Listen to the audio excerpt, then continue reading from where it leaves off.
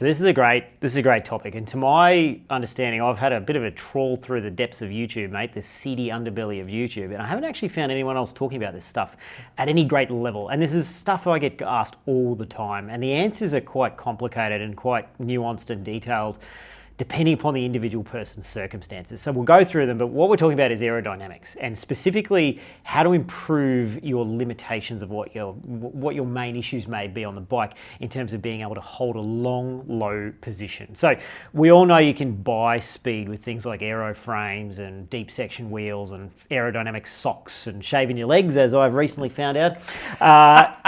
Helmets, all this sort of stuff. We're not talking about any of that. There's plenty of information about that everywhere all over the internet about how you can buy 2 watts with a super duper pair of socks or a new helmet or something. What we're talking about is the stuff that really matters, which is the rider's CDA. Now, CDA is your coefficient of drag. You may have heard people sort of bandy that term around a little bit. And CDA, as far as I'm aware, somewhere between 90 and 95% of it is to do with the body shape of the rider and the rider's frontal area. Now, frontal area is part of it. If you had a rider on a bike and you took an image from the front, you get an outline of their body, you can sort of see how big the area of their body is going to be. But then there's all the stuff behind as the air flows over the rider, the shape of their back, the way that their legs are moving next to the frame, all of this sort of other stuff comes into it as well. I'm taking notes for this one, Neil. This is the first time I'm taking notes. Because you are a bit of a brick. You're great to ride behind. It's like riding behind a double-decker bus. It's brilliant. Yeah. So, what we're talking about is how you can kind of assess what your limitations are. If you're a person who's up in the wind a lot and you've got poor flexibility, you want to take note of this stuff, right? So this is stuff that you can spend a couple of hours on a week, and it will buy you more speed potentially than any other type of training you can do with those 2 hours a week, right?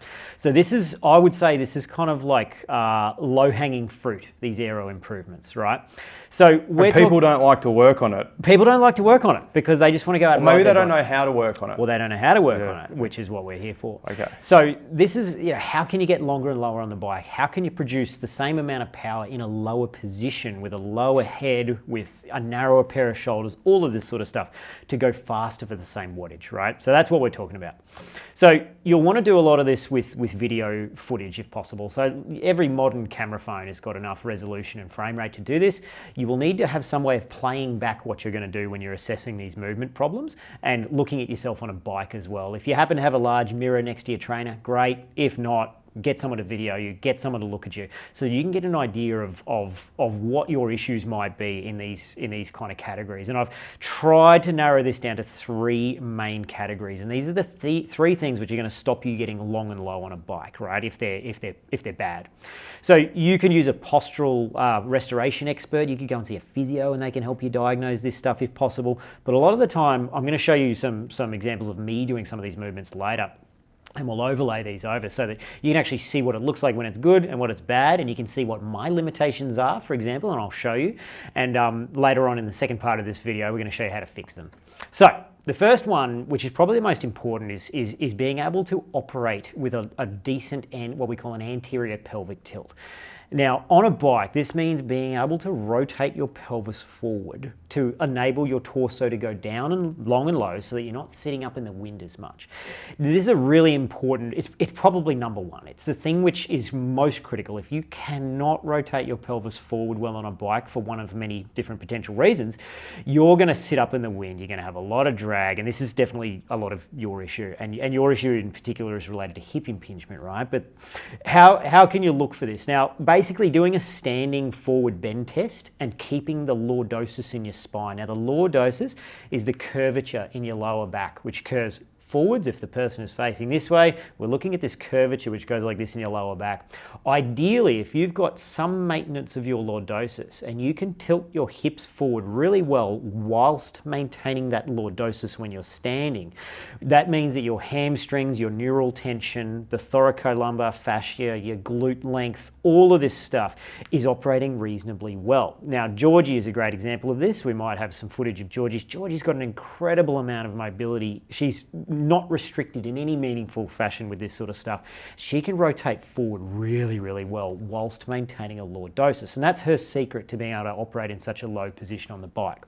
Do females typically have a better Generally. Okay. I would suggest that's probably true. And look, so another element of this, and this is an immutable physical restriction a lot of the time, is the ability of your collagen fibers, your connective tissue, to lengthen. Some people have got amazing collagen extensibility and some don't, right? And there's a trade-off both ways. The people that are really stiff tend to be very strong in a ligamentous sense, so they're less easily injured. They're less prone to doing ACL injuries and tendon injuries and stuff, but they don't have the flexibility. So the hypermobile people tend to be really prone to ligament and tendon injuries. So it's a trade-off. So you want to do a forward bend test here and just check if you can maintain lordosis. Now, if your torso gets out to about 140 degrees or something, 145 degrees, 135 degrees, and immediately your spine just curls like this and your hips stop moving and your spine is the only thing that can bend forwards, you know you've got a difficulty with maintaining anterior lordosis. So this is going to be a big limitation in a lot of people, and I'll run you through how to narrow it down in terms of what your main limitations may be within that category of limitation in the second video series, and I'll run you through some methods of how to fix the individual variations depending upon which one is your main problem. But you should ideally be able to get your lumbar spine out to 90 degrees while still maintaining a decent lordosis, and that generally will mean that you don't have any amazing restriction in this sense, right?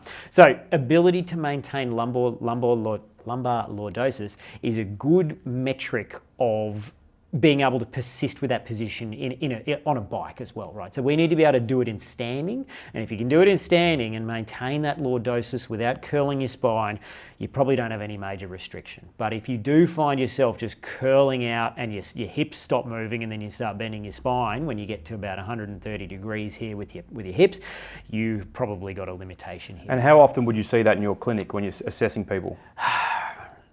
It's probably around 50%, maybe more, maybe 50, 60, 70% of people do have enough of a limitation that this is probably the primary driver of their ability to be able to operate long and low. Yeah, it's a pretty common thing, unfortunately.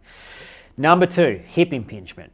Looking behind the camera here, you specifically, Cam. So we've got some footage of this one. Don't worry about that. Great footage. Don't worry about that. Yeah, rocking and rolling and splaying your knees out to the side. So look, hip impingement at the top of the stroke is another big potential limiter, right? So this is a very easy thing to test. 2 things: you want to check your hip internal rotation. So you want to have your hip up at 90 degrees and internally rotate your leg. If you've got less than about 15 degrees, you want to work on your hip internal rotation, and I'll show you how to do that in the second video.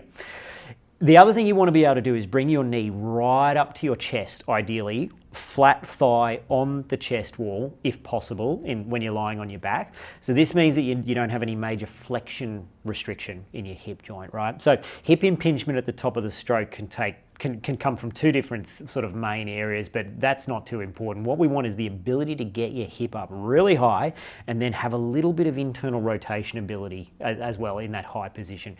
Really, really, really critical. And if you don't have this, your knees are going to splay, your pelvis is going to rotate back off the bike, your head is going to come up, and you're going to be more of a windsock, right? So working on hip mobility at the top of the stroke is really critical for this. This is probably the second biggest restriction that I see.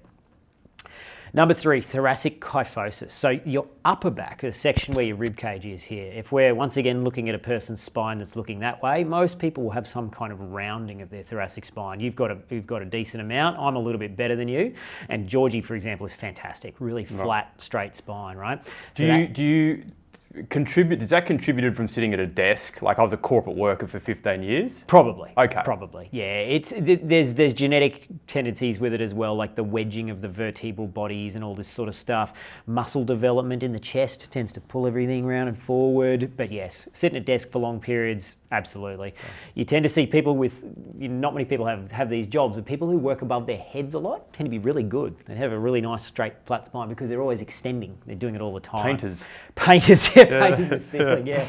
But basically, if you're sitting at a desk all the time, it is going to probably slowly predispose you towards this kyphosis.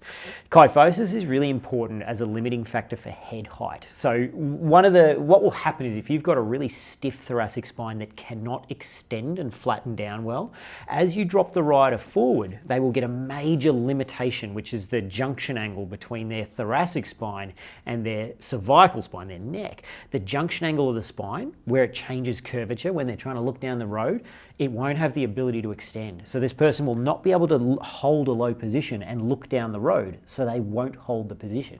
They'll sit up so that they can see where they're going, right?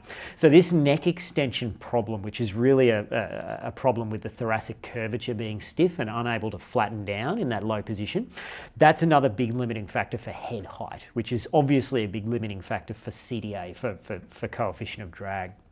So the ability to extend the thoracic spine, really important. So those are the big three things which are going to be your major limitations for aerodynamics on a bike, right? Now, you'd say, well, how much is this going to affect me? I've seen multiple situations where I've been riding next to people where we're both using a power meter, both doing 40 Ks an hour or something, and I look over at the power meter and the person's larger than me and they're sitting up in the wind and I'm holding a low position. We're on flat road with similar bikes and there's 40 or 50 watts in it. Right? So it can be really big. People bang on about small wattage changes with Aero socks and skin suits and stuff, but this is really big stuff. These are big potential losses. And you will see people like Remco is a great example, holds that incredibly low position really well. Yes, he's probably got a lot of power, right? We know that, but one of the main reasons he's so good in the time trials is he can hold the low position for long periods and operate there for long periods. So this is really valuable stuff in terms of forward speed. So as I said before, aero improvements, they're low-hanging fruit. These are things which you can cheaply and easily improve with some stretching and mobility work off the bike, which is going to be the subject of our second video in this series. You know, aero frames, deep dish wheels, skin suits, aero helmets, they're expensive, they cost a lot, and you know, this is easy, cheap stuff to work on. It'll also help you with your general health and mobility as well, so highly valuable. Yep. So get yourself on a trainer, film some of these movements, see how bad you are, see what your restrictions are. We'll overlay some footage in this video of me doing all these and hopefully show you what they're supposed to look like and what they're not supposed to look like, and try and figure out what your main limitations are. So if your main limitations potentially are, for example, hip impingement and a really bad thoracic kyphosis, you're going to want to focus on the exercises that I'm going to show you for those two particular things, and less so on the lumbar lordosis, for example. Yeah. So work on the limitations, and we'll show you in part 2 the corrective exercises and the corrective stretching to do for these. Well, I've just ticked all those boxes, Neil, so I'm looking forward to part 2. I can tell you that. It's going to be a long 10 minutes for you, mate. It's going to be some harsh truths. I am looking forward to part 2. Thanks for that. Appreciate it. No worries at all. Cheers.